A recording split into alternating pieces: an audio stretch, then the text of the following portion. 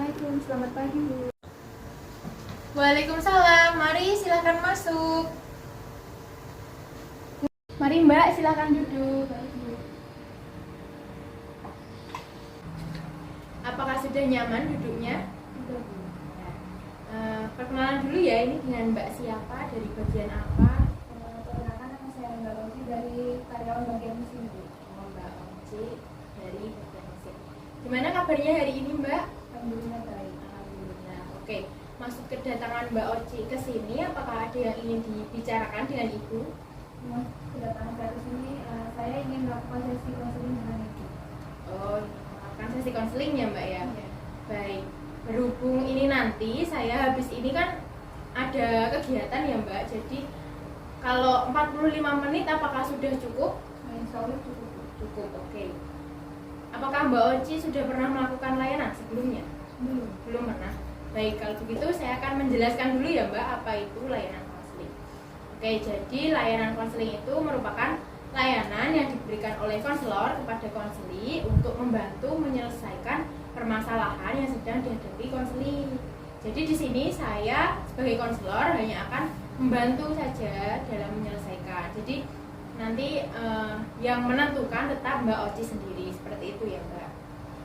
Dan Mbak Oci juga tidak perlu khawatir, tidak perlu takut atau merasa malu gitu ya Mbak, karena ini nanti di layanan ini nanti terdapat beberapa asas. Salah satunya itu asas kerahasiaan. Jadi Mbak Oci tidak perlu ragu, pokoknya cerita saja apa yang ingin disampaikan. Seperti itu ya Mbak. Ya. Ya kalau begitu silahkan Mbak Oci bisa diceritakan bagaimana. Jadi begini Bu, setelah perusahaan mengeluarkan kebijakan baru dan memutuskan untuk melakukan PHK terhadap beberapa karyawan, saya jadi merasa tidak nyaman dengan pekerjaan saya. Tidak nyaman. Tidak nyaman yang seperti apa Mbak, bisa dijelaskan? Gimana ya, saya itu merasa terbebani gitu loh Bu. Oh, jadi kamu merasa terbebani setelah perusahaan mengeluarkan kebijakan baru dan melakukan PHK terhadap beberapa karyawan, seperti itu. Iya Bu, setelah ada kebijakan itu, saya jadi merasa malas dalam mengerjakan pekerjaan saya. Rasanya saya ingin keluar saja dari perusahaan ini, tetapi saya juga berpikir bagaimana nanti jika saya tidak bekerja, karena saya ini tulang punggung keluarga Bu. Wah, sepertinya Mbak Oci ini merasa resah seperti itu ya, gelisah gitu ya Mbak ya. Oke. Kalau boleh saya tahu apa yang membuat Mbak Oci ini malas dalam melakukan pekerjaan? Ya gimana nggak malas Bu, beban kerja yang diberikan oleh perusahaan saya terlalu berlebihan, tidak sesuai dengan perjanjian di awal. Oh begitu. Jadi kalau saya simpulkan Mbak Oci merasa malas sebab kebijakan baru ini membuat yang diberikan atasan terlalu berlebihan, seperti itu ya Mbak ya? Iya Bu. Ya. Oke, lalu apa yang Mbak Oci inginkan dalam proses konseling ini? Saya ingin bisa keluar dari perusahaan ini Bu.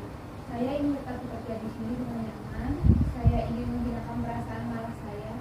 Mungkin dengan adanya kebijakan baru ini, saya perlu beradaptasi kembali dengan pekerjaan saya.